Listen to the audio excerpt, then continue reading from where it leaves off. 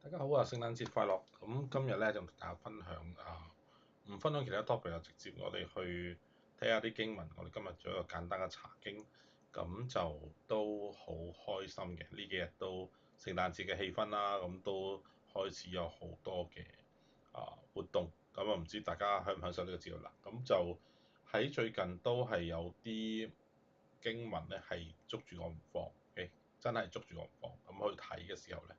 咁即係一睇之後就覺得好興奮，所以同大家分享一下。咁我今日sharing 咧就係、你可能覺得冇乜關係嘅，係以賽亞書49章，但係睇落去之後，即係點解經文捉住我？咁我就花咗少少時間去睇嘅時候咧，就明白點解真係呢段經文要睇睇你先至會發覺原來係同聖誕節有關。咁所以因此就同大家分享下嘅，都好特別嘅呢樣嘢。OK，以賽亞書49章咁就我哋當然最快嘅就睇中文啦。咁睇下中文時候，我哋發覺真係冇乜關係。但係你睇落去，你發覺有啲唔妥嘅地方，翹口插手嘅時候咧，你可以去啊、去真係睇清楚咁發生咩時候，你就會發覺原來個經文佢原身寫嘅時候係點樣啦。記住啦，OK，以賽亞書係舊約，咁佢個相信在我哋掘到嗰時候古卷即係再修葺嘅時候揾到嘅絕對正確嘅死海古卷咧，就係、是、以色列復國嘅時候，即係波斯王朝嘅時候。咁但係以賽亞書成卷嘅時候，應該都大概喺以色列亡國至到被擄嘅嗰個時候去輯出嚟嘅。咁我相信作者係以賽亞啦，咁亦都可能係有啲徒弟佢啊。跟住以賽亞後邊嗰啲叫第二、第三以賽亞嘅 era 咧，就寫落去咁出奇。咁或者其實係以賽亞當時一次個人生嚇，即係喺老中青三個階段裏面寫出嚟嘅三段嘅預言，所以啲寫出嚟嘅預言啊嘛，講將來嘅嘢啊嘛，咁都可能同一時間寫嘅。咁特別去到49嘅時候，你覺得可能第三以賽亞咁就係啦。咁但係其實係咪真係唔係同一個作者咧？因為啲事發生配到嘅就似乎係以後嘅事，所以啲人就覺得係記敘翻發生嘅事啦。咁就所以因此就係後人而作嘅。但係調翻轉咧，你睇下即係最緊要，我覺得有時考古嘢你睇翻文章本身嘅內容。如果文章本身嘅內容係講得好實嘅，唔係用比喻嘅，咁你可以話記敘啫。但係如果文章嘅內容本身都好似咁樣嘅，即係寫完出嚟，你當時嘅背景你係 interpret 唔到嘅，咁你就會覺得佢有機會係原作者係可能年紀大咗之後，從上帝嗰度咧攞啲預言嘅時候佢寫低，咁可能亦都係因為老中青嘅階段嘅時候咧，佢文筆可以有唔同，所以唔一定要 nail 佢係一個第三以賽亞嗰啲寫嗰啲嘢嘅，所以我始終覺得係可以係同一個以賽亞寫出未來嘅預言，因為你睇下個內容本身話俾你聽，其實佢唔似係記載緊咩 fix 嘅嘢啦。Anyway，以賽亞書49章，你睇落嚟中文先係嘛？佢眾海島我睇中咗邊呢個啦？我哋睇慣咗個本。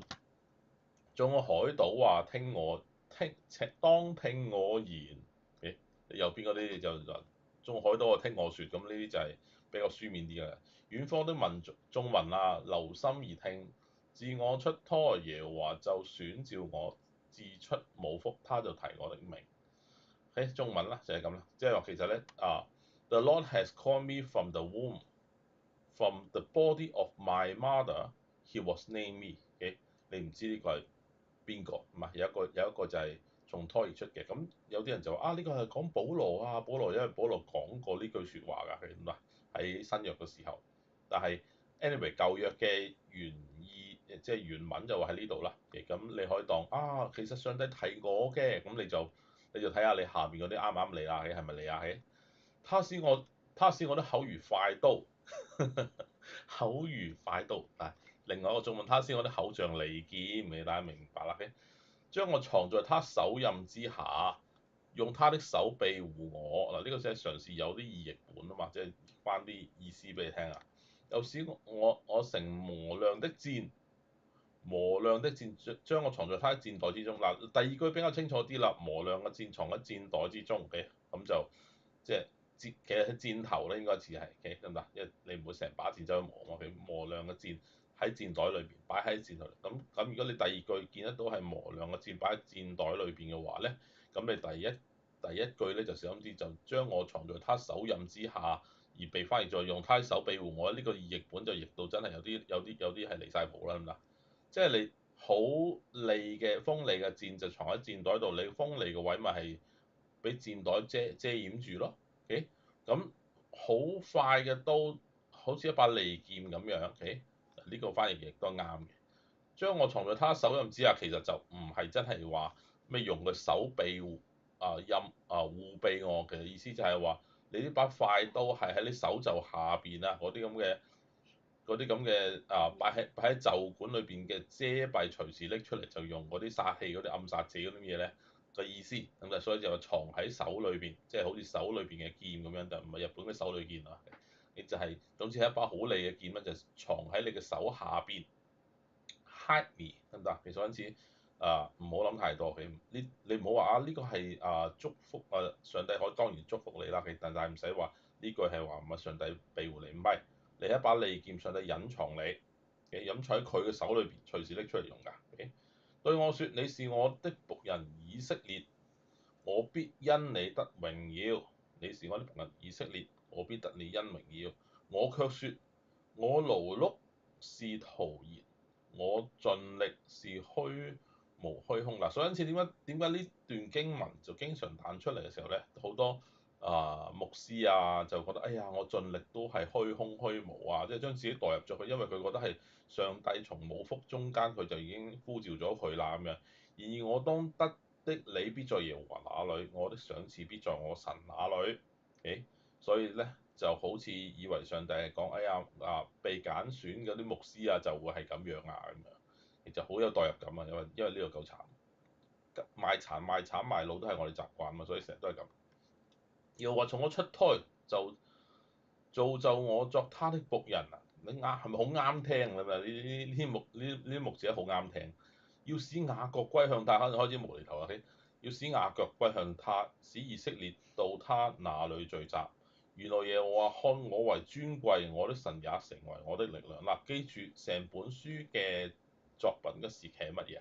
唔好嗱，我 idea 就係話呢啲係先知書，所以我 interpret 嘅時候咧，即係睇先知書嘅時候，我有三個階段去篩選佢，之後先至當佢係一啲將會發生唔知點解嘅預言嗰類嘅。第一點就係當時嘅時間背景係咪寫緊當時嘅嘢？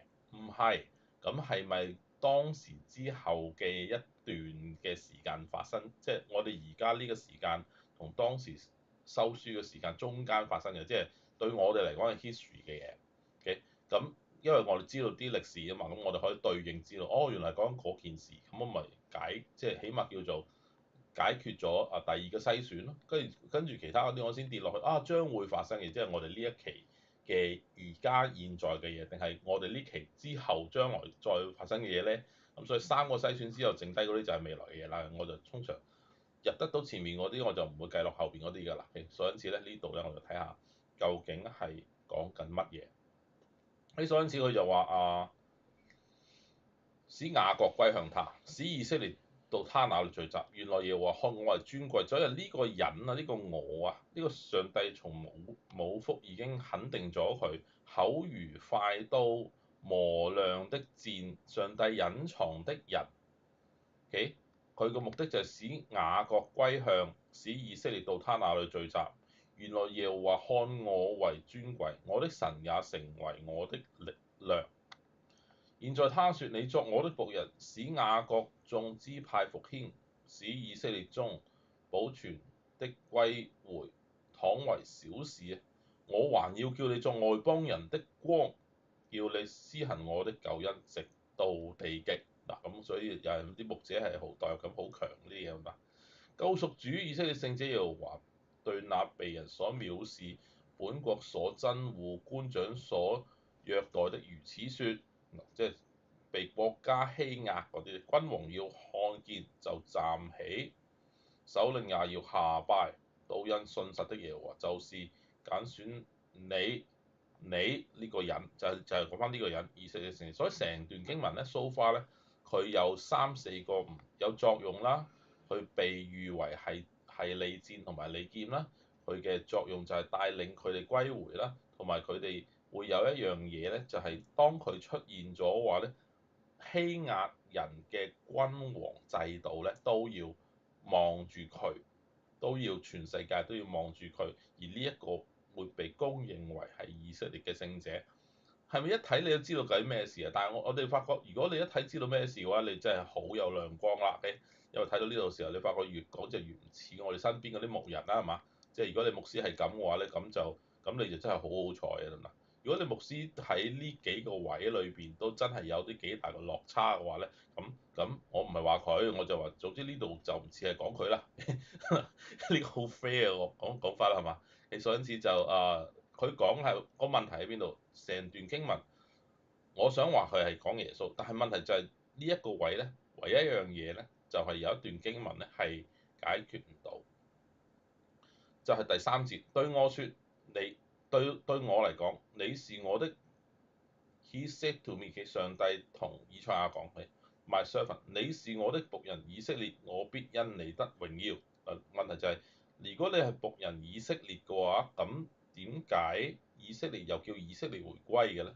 得唔得？成日經文都係咁，以色列就要以色列回歸，得唔得？你要彰顯我啲榮耀。所以問題就係，究竟以賽亞寫乜嘢啊？即係你就算寫一個語言，你都唔會寫唔通噶嘛，係嘛？你唔通嘅話，即係你腦裏邊冇 picture 啊嘛。其實係我問題就係咁，以色列嗱，你見唔見到個斜字嚟嘅？咁啊，呢個斜字都係講以色列一個地方名咁解嘅。其實雅各以色列都係斜字啊嘛，所以其實佢哋都係咁樣去睇。但係問題就係你拆解以色列用即係如果假設呢個以色列唔係用以色列嚟翻譯嘅話咧，應該講點講咧？用以色列呢個字啊，做佢以色列呢個字嘅本身嘅意思，對唔對？Israel 嘅 L 字。Israel 嘅 L 字咧，E.L 咧就係大能者，即係上帝咁解。Isra 嘅意思即係王子，得唔得？即係神的王子或者神的兒子咁解啦。即係大能者嘅兒子，所以佢呢度可以唔好用個名去解嘅時候咧，對我説：你是我的僕人，大能者的兒子，我必因你得榮耀嘅時候咧，你呢一句咧就會係話俾你呢個係神嘅兒子，得唔得？但係你點解咁樣翻譯嘅？因為就算連以色列人啊，佢都唔會覺得上帝係有個王子，即係有個兒子噶嘛。所以因此就佢哋並冇咁樣翻譯。即係降臨嗰個係僕人咧，就係上帝嘅兒子，喺以賽亞書裏面寫低㗎。就係話其實上帝已經好期待佢喺母腹嘅時候咧，自我出胎，耶和華就選召咗，想選召我自出母腹，他就提我的名。上帝不斷咁喺佢未出現喺呢個世界之前咧，都係提住佢個名，而咁去睇嘅時候，你發覺呢度講嘅咧就係耶穌基督降生，亦都好 make sense，亦都係因為佢咧，耶穌基督係喺啟示錄裏邊咧，都係咪話佢就第二次降臨時口中有利劍嗰啲嘢啊？得唔得？口如快刀，我話佢成個人如快刀，把口如快刀啫。成為磨亮的箭，藏在箭袋中，藏在上帝的手印之下。你發覺耶穌嘅生平的確就係咁樣啊嘛，係一個隱藏嘅上帝之子嘅彌賽亞嘅，甚至 all the way 到十字架嘅救贖都係好 subtle 嘅，係好 subtle。咁點樣可以 make sense of 你個 words story？你睇下耶穌基督嘅成個人生，到上十字架，到復活，到復活翻去上帝嗰邊為我哋安排地方，成個 journey 佢成個人生嘅過程，個目的係為乜嘢啊？個目的其實就係一把快刀或者一支亮箭咧，係去攻擊一個敵人。個敵人係乜嘢啊？係咪撒旦啊？其實梗係咪撒旦啦？撒旦係啲小嘢嚟嘅，攻擊嗰個就係死亡啊嘛，就係我哋死亡陰間同埋調翻轉係律法嘅詛咒，因為只有從上帝自己出現嗰啲嘢咧，先至係大嘅問題，的確係大嘅問題，但唔存在又唔得，因為人性的確係必須要用律法咧，先至向我哋俾我哋見得到自己嘅缺失嘅問題。OK？所以因此咧，亦都要解決翻同一個問題嘅時候咧，攻擊嘅就係死亡呢兩個字。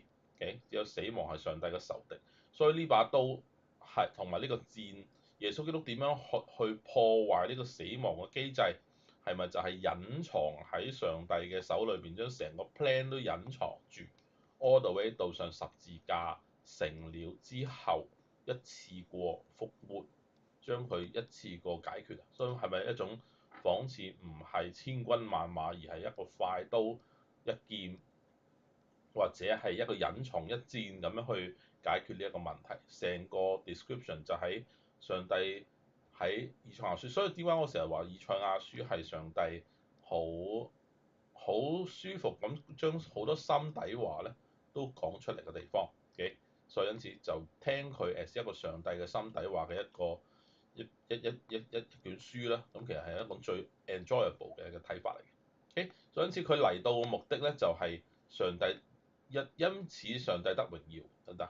佢僕人上帝嘅大能嘅兒子，我卻説我勞碌是徒然的，記得唔得？呢個係我卻説啊嘛，咁即係其實似乎係以賽亞講，但係你都可以投入望落去，好似耶穌基督所成就嘅一切都好似盡力係虛空無言嘅。Okay？但係我當得的你必在耶和華那裏，我賞賜必在我神那裏。Okay？個目標就係、不過呢樣嘢投入翻我哋都啱嘅，我哋嘅賞賜同我哋嘅 reward 一定喺上帝嗰度留住。嗱，呢個 idea 就係咁樣嘅，即係話你眼前似乎沒有賞賜，只不過係上帝嗰邊留住啫。不過你隨時可以祈求，讓呢啲嘢喺你人生裏面出現。因為點解上帝需要你繼續嘅喺地上嘅時候，佢會需要俾你呢啲 supply 去讓你繼續去努力㗎嘛，係嘛？所以因此從上帝而得到嘅好處咧，上帝一定 keep 住喺裏邊，唔需要被眼前嘅現況而去迷惑。Okay？我哋可以喺上帝裏面有充滿信心。Okay？我哋會努力去做嘢啦，我哋會得到我哋嘅糧餉啦。Okay？即係唔好似嗰啲尸位素餐嗰啲咁，佢哋就暫時所有嗰啲咁嘅以為好多嘅嘢咧，都盡會歸為無有。OK？去到呢度我啲神也成為我哋嘅力量啦。原來耶和華看我為尊貴，即係就算呢個世界嘅人看佢不為尊貴，今時今日基督徒係咪已經知道呢一樣嘢？呢個世界唔會覺得基督徒係有啲乜嘢尊貴，名係字臭晒，冇出奇。但係耶和華看我哋都仲係尊貴，而我哋嘅力量咧唔係從呢個世界嘅言論同埋幾多個 like 幾多個 comment 咁出現，我啲神成為我的力量，造就我作他的僕人，是要使雅各歸向他。現在他說你作我僕人，使雅各眾支派復興。當耶穌嚟到呢個世界嘅時候，或者個福音產生喺呢個世界裏邊嘅時候咧，雅各眾支派復興，使以色列中保存的歸回，即係以色列復國歸回尚為小事，我還要叫你作外邦人嘅光。係唔係成為呢個世界其他國家嘅亮光？的確係嘅，叫你叫你施行我的救恩直到地極。咁呢樣嘢係大家唔需要再 deny 個歷史啊。即係咪基督教使好多國家復興呢樣嘢？你唔能夠即係你唔能夠話冇佢哋冇份參與，包括香港啊嘛，得唔得？邊度俾我哋香港人教育㗎？邊個提倡免費教育㗎？跟住邊個落實於教育起初？未有嗰啲完全嘅教育制度之前，救贖主以色列聖者又話：對那被人所藐視、本國所憎惡、長官所虐待的，如此説，君王看見起來就要站立，係嘛？所以因此，君王開始知道自己嘅虐待、憎惡官長所虐待，點解？因為佢哋有權啊嘛。所以因此，以前嘅世界就係咁。有權點解唔可以行使佢嘅權利？Okay？有權點解佢唔可以唔公平？因為權力本身就賦予佢唔公平啊嘛。呢個就係權力啊嘛。佢唔需要 answer 人權㗎。Okay？呢啲就係權嘅本身，因為君王嘅權就係絕對嘅權力，係嘛？當時大家而且當時大家都同意呢先犀利。大家都同意嘅，所以因此冇人會 aware 咩叫做人權，但唯獨以色列聖者出現咗之後，呢個世界就發覺，咦唔得嘅喎嗱，即係因為以前就算君主立憲制啊嗰啲出現，當然唔關耶穌事啦，因為耶穌之前就已經有㗎啦咁啊，咁但係問題就係佢哋都有一種良心要發現，或者 rather 佢哋會發覺唔可以下下要逼到啲人咧要廝殺啊，先受唔住就起嚟起義啊，就廝殺啦，就奪位啊，就跟住改朝換代就每次都流血，其實因此佢哋一定要有一個憲法去有法律可以遵從嘅，連皇帝都遵從嘅時候，人民就可以放心安居樂業啦。咁波斯王朝啊，後邊嗰啲王朝都因為呢種嘅管治嘅態度咧，其實佢哋係會有辦法去有少少安心嘅年代出現嘅，的確係。OK，咁 anyway。咁個問題就係佢哋到最後咧，就係發覺有個良心同一種醒覺嘅時候咧，人嘅清醒其實就係呢啲一切嘅起源。OK，但係耶穌出現嘅時候就成為咗一種 symbol 嘅一種 symbol 一種人人可以喺上帝面前平等嘅一種嘅標誌啦、象徵啦、帶領者精神領袖啦，其實係附託翻其實佢哋自己心裏邊覺得嗰種嘅醒覺啊，但係你發覺你冇呢個聖者出現嘅時候咧，佢哋冇辦法去揾一種嘅一個 figure 去 anchor 翻佢哋嘅呢種嘅心底裏邊嘅呼喊，令到人哋可以宣告人人平等。所以其實好多嘢咧，唔係真係耶穌帶出嚟呢個世界，但係耶穌係被佢哋心靈裏邊嘅精神嚟利用成為一種嘅 symbol。所以因此你真係講翻歷史嘅時候咧，好多嘢都係真係加上去嘅。我哋好清晰嘅，所以呢啲人，但係都係需要嘅，社會需要嘅。又為此説，你在悅納的日子，我應允了你；在救濟的日子，我濟助了你。我要保護你，使你作眾民的中保。中保原文是約，所以因此上帝要保護佢。咁喺新約裏面睇得到啦，使你作眾民的中保，的確係使你作眾民的約啊，即係約即係 covenant。You for a covenant of people。耶穌自己成為咗人同神中間 among people 嘅 covenants，復興遍地，使人承受荒涼之地為業。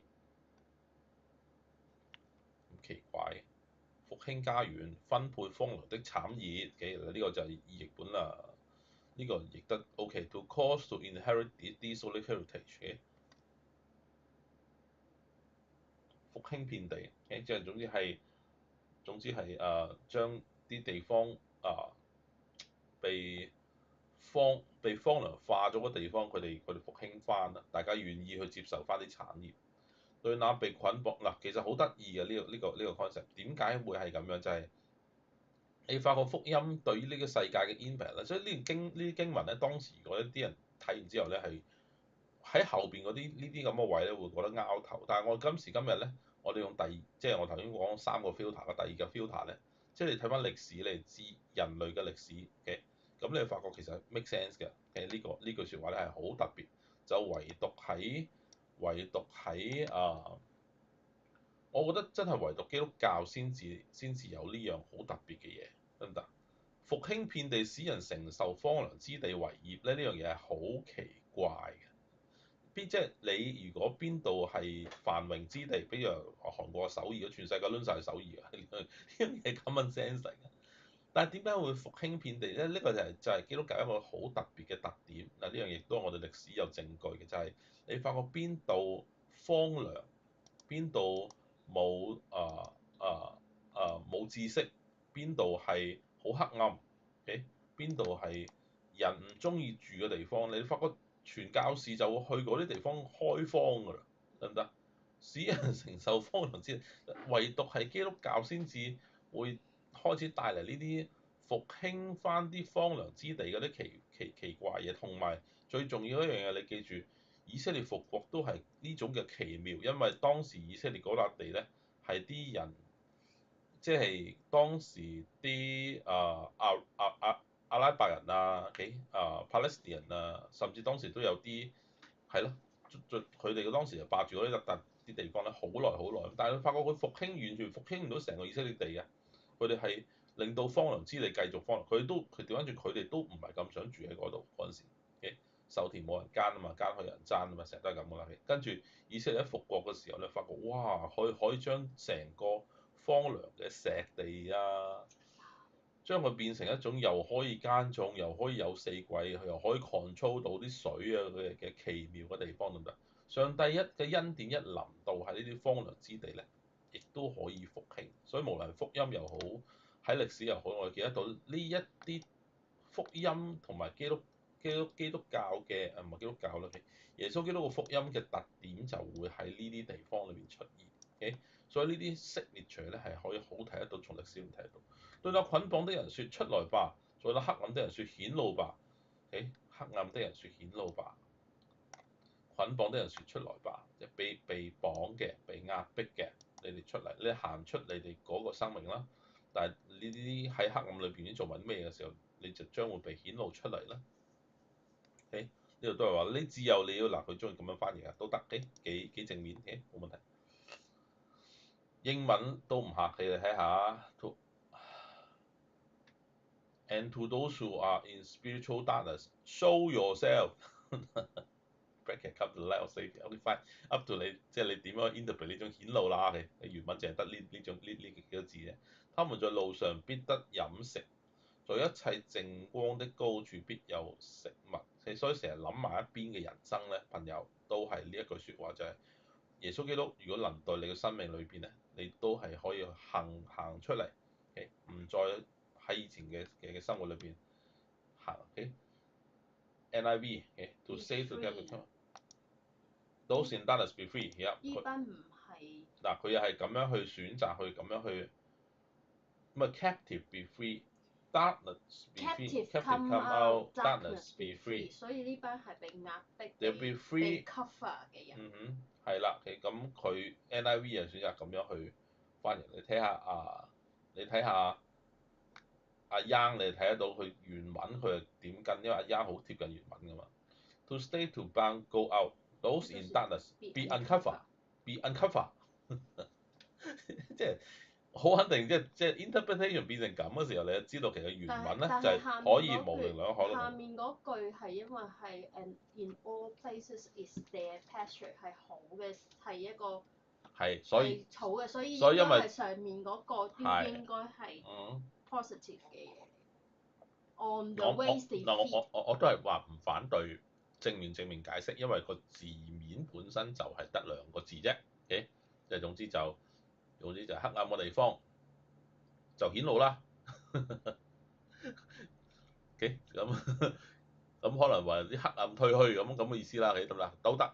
即係但係可能黑暗裏面污糟邋遢嘅嘢顯露啦，有得。即係咁我人比較黑暗啲啊嘛，所以我就通常都係諗黑暗嘢。所以因此啱嘅，我都覺得前邊嗰句後邊嗰句係咁，中間嗰句都可以咁睇，絕對係 higher probability 添。我調翻轉咁去睇，因為原字冇寫嘅時候咧，咁就anyway 你唔好怪啲古卷係咁寫，古卷係寫啲每一隻字好珍貴啊嘛，所以佢哋通常就寫低嗰隻字就可能都 expect 我哋咁睇，所以冇問題。不飢不渴炎熱的烈日必不傷害他們。今時今日睇住啦，你唔好曬得多滯啊，因為憐恤他們的必引導他們，令他們到水泉旁邊啦，朋友。所以呢段經文提醒我哋乜嘢？不飢不渴炎熱和烈日必不傷害他們，有一個因為喺裏邊。因為憐恤他們的必引導他們，所以個 idea 就係因為有憐恤的。憐恤嘅係邊個？其實好簡單，邊個去引導佢哋啊？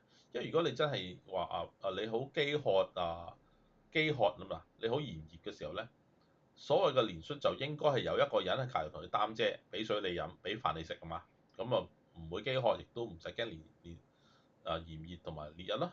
但係唔係喎，佢話呢個憐恤嚟嘅係好特別嘅喎，他們必引導他們，領他們到水泉旁邊。所以因此呢個憐恤嘅人咧係一個誘導者。所以朋友，福音就係咁樣話俾你聽，呢個上帝係憐憫你哋嘅上帝，但係唔好成日都都解釋翻呢幾個禮拜裏面不斷睇嘅嘢都係咁樣，唔好成日講上帝係一啲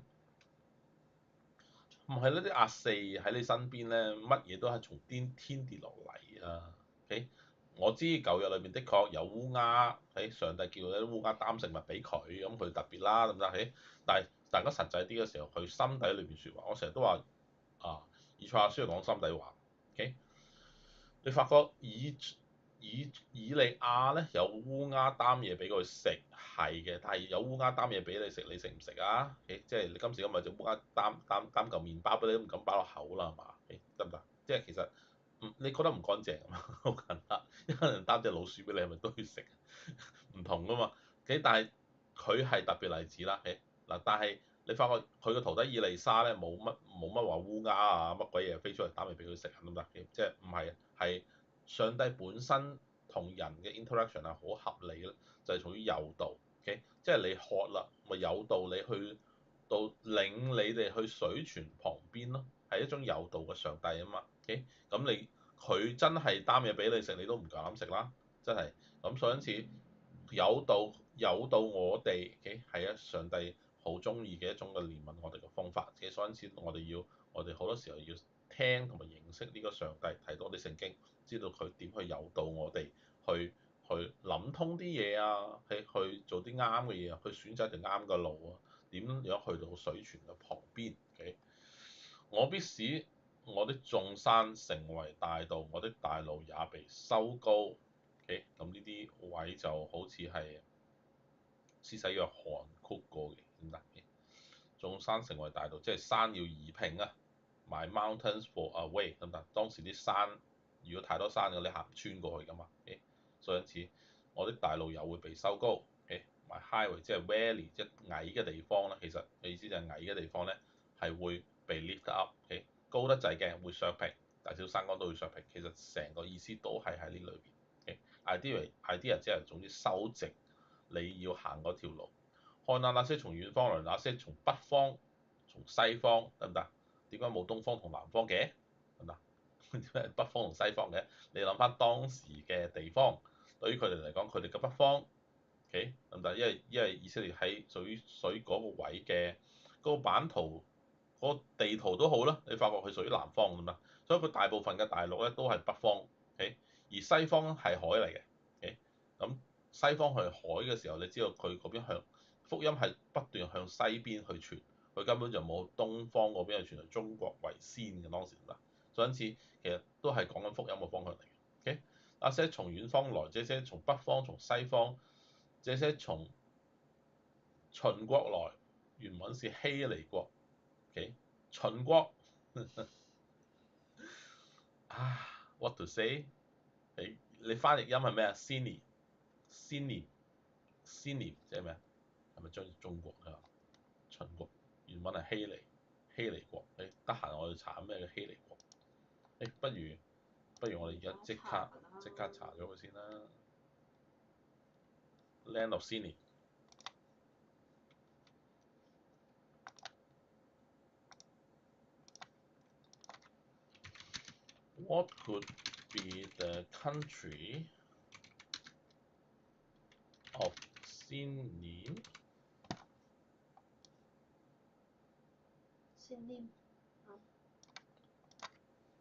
mentioned in the book of Isaiah?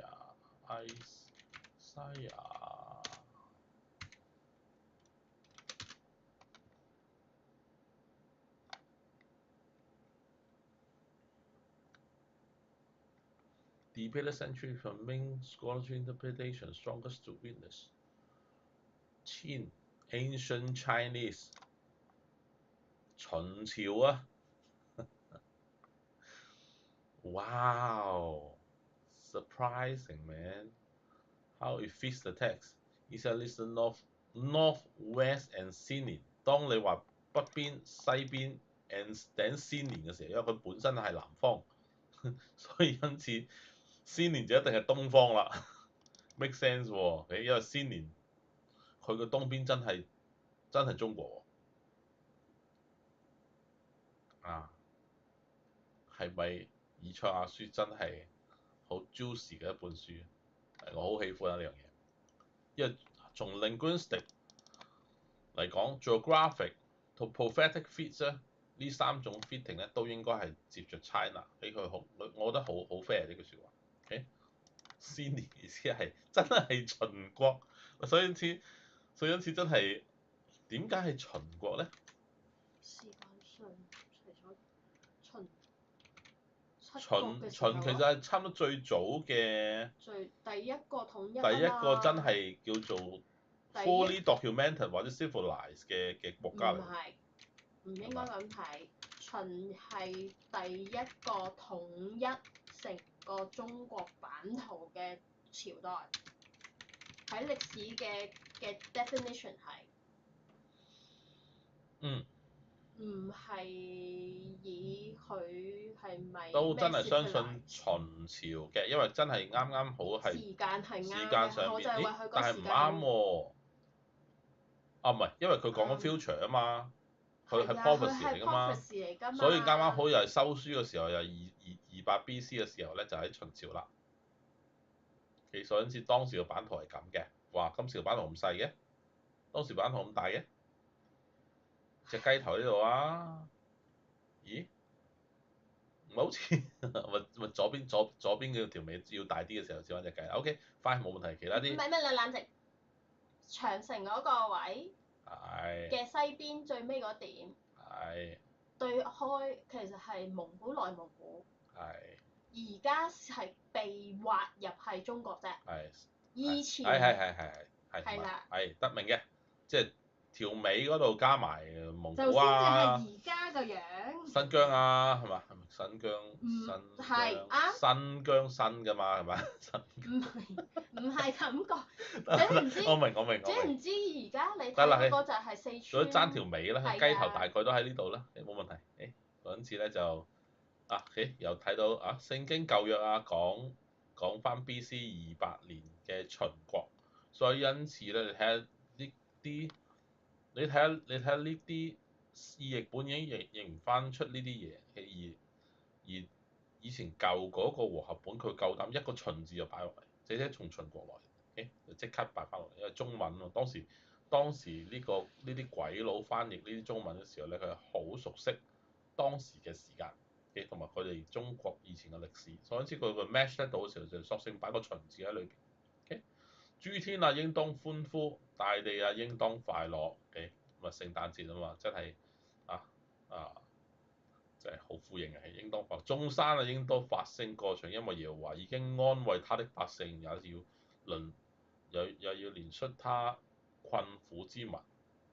錫安說耶和華離棄了我，主忘記了我，婦人焉能忘記他吃奶的嬰孩呢？呢個其實亦都係上帝嘅心底話呢啲好重嘅嘢嚟。因為以色列係咪從被擄到亡國，一路話但以理嘅預言就話70個7年就復國都復唔到，一路都嘅咁跟住原來係有啲理由嘅時候呢，就原來個安排就係 all the way 到佢哋叫做翻到嚟喺波斯王朝嘅時候得到恩典翻嚟復國嘅時候，啲人都仲係咁嘅樣嘅時候咧，其實唔係咪真係上帝離開佢咧？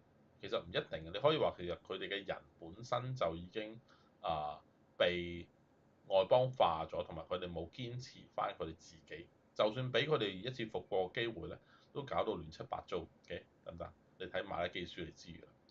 所以因此係好合理 all the way 就係佢哋嘅選擇，即係佢哋嘅選擇咧，的確影響咗上帝嘅時間表，我可以咁講。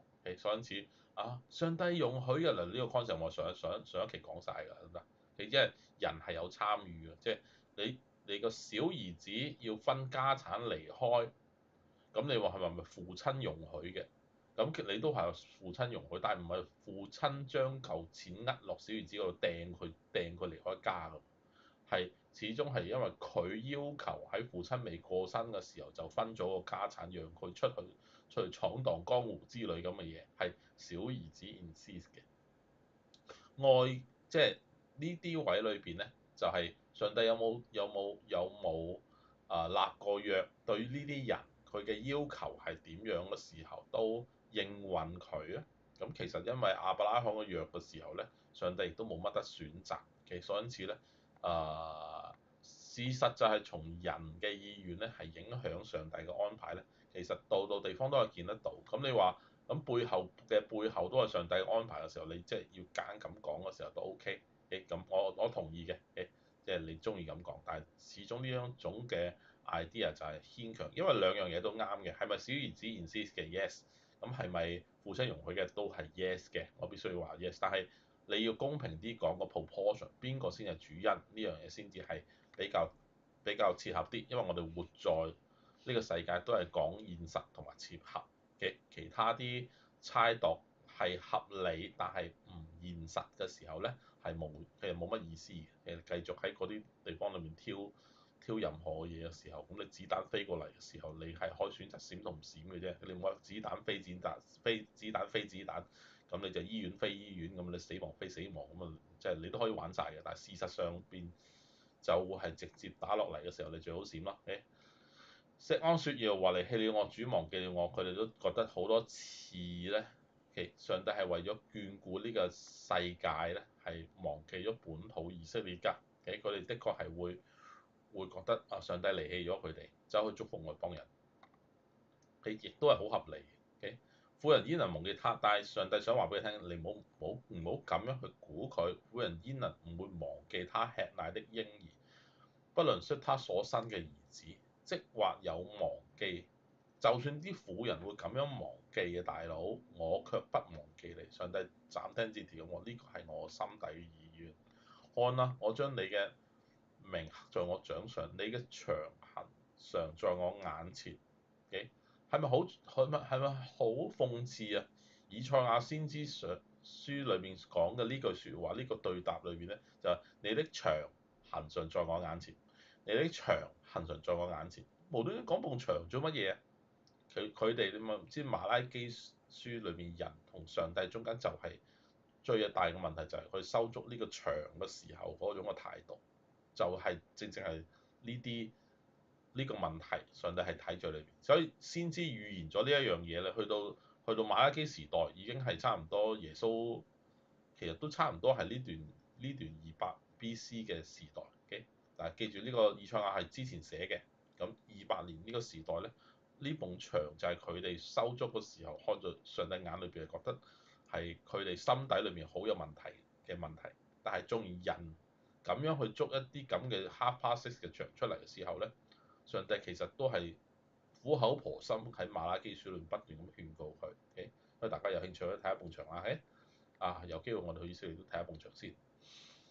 你的兒女必急速回歸，毀壞你的，使你荒廢的，必都離你出去。咁我用歷史嘅篩選，你就已經知道以色列復國的確就出現咗呢件事啦。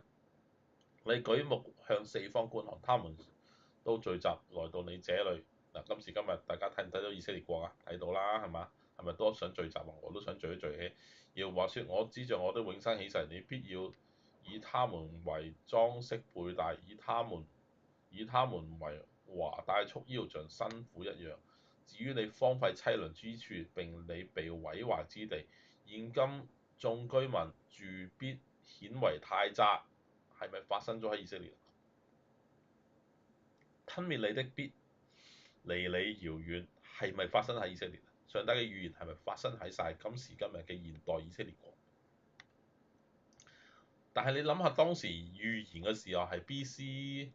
500度，重輯喺 B.C. 200裏邊，呢啲預言係咪全部都係好正嘅每一句嘅應驗？應驗，你必聽見喪子之後所生的兒女説：這地方我居住太窄啦，求你給我地方居住。亦即係好繁榮嘅意思，個地方。那時你心裏必説：唉，我嘅喪子獨居，是被擄嘅，漂流在外，誰給我生這些？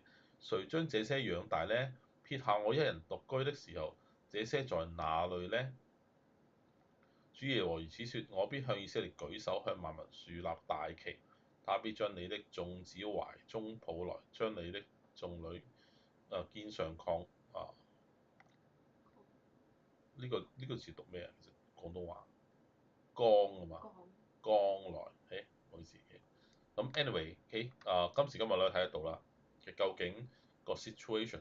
你發覺以色列復國又好，以色列嘅科技又好，以色列嘅繁榮都好，甚至以色列當時到今時今日都被好多國家討厭啊，嗰種嘅賺錢嘅揸到盡嘅嗰啲咁嘅技術，但係都係歎為觀止㗎，你得嘅話你得咯，但係佢哋真係得咯，佢哋係咪有好多好奇妙嘅祝福，大能者嘅引領，人嘅力量始終點都唔及得上帝嘅祝福嘅彈出嚟嘅一兩滴嘅恩典啊，咁啊，列王必作你的養父，皇后必作你乳母，他們必將臉伏地向你下拜，並舔你腳上的塵土，你便知道我是耶和華，等候我的必不致羞愧。個 idea 就係當時嗰啲人會唔會一路忍耐等候耶和華呢？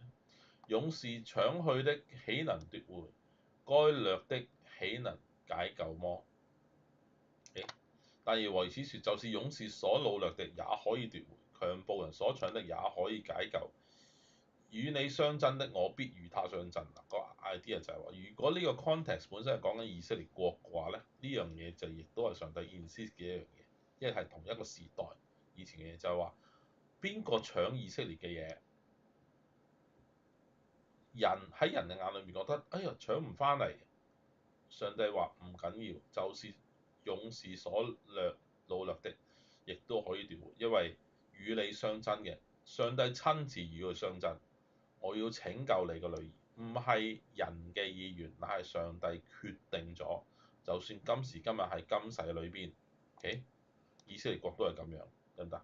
有仇必報，所謂雖遠必誅。有啲國家得把口，有啲國家就一把口都唔出，就下下落手就必定搞得掂。OK，今時今日我哋出晒名啦，知道邊個國家係可以達到呢個境界，得唔得？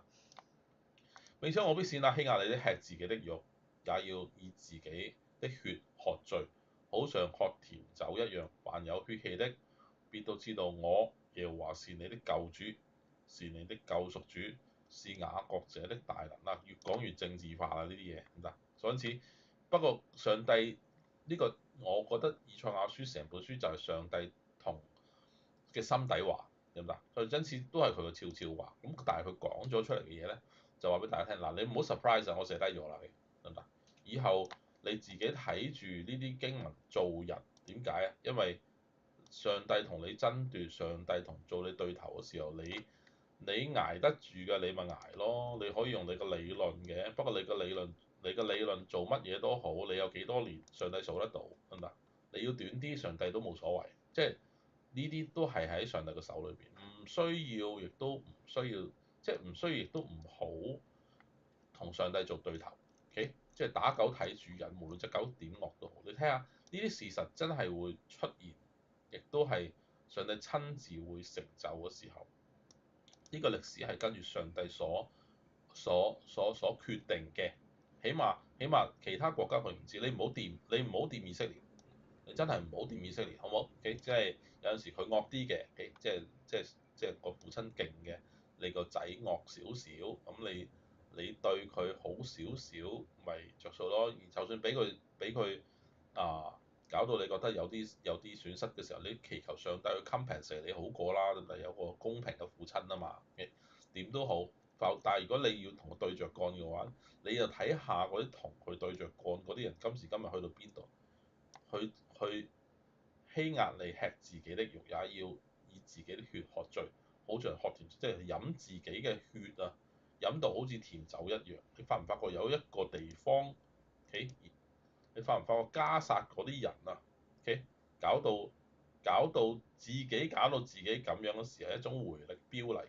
佢哋好似自己流血，好似飲甜酒咁樣，不斷用自己嘅血肉咧去做埋一啲政治 show，一啲嘅媒體 show，跟住就死好多人，仲喺度不斷咁繼續去到downward spiral 咁不斷喺度做戲。所以因此咧，就算你啱佢錯咁又點啫？你唔好同上帝對着幹啊嘛，因為係上帝嘅愛對某啲人嚟講，搞到佢哋恃寵生驕，的確係事實。但係你總之唔好對着幹嘅時候，一切都有數係嘛？OK，仲有舊約裏面其實有其他啲地方都有講過㗎，OK，得唔得？上帝係維護佢嘅人，OK，如果嗰個人對你唔住嘅話咧，你去上帝嗰度投訴咧，上帝會 compensate 翻俾你。講公平嘅話嘛，其實唔使咁樣去對着幹，冇意思嘅，因為佢哋有奇妙嘅上帝喺後邊，而呢個本身成個 orchestration 嘅目的都係要話俾你聽，背後係有一個奇妙嘅上帝俾全世界睇。呢啲一切都係事實，所以大家都可以聰明少少啦。咁啊，以賽亞書49章都分我同大家 go through，好簡單嘅查經嘅機會。多謝大家，咁啊俾個 like、subscribe 啦，俾個 like 得㗎啦，subscribe 都好啊。咁啊大家 take care，聖誕快樂，anyway。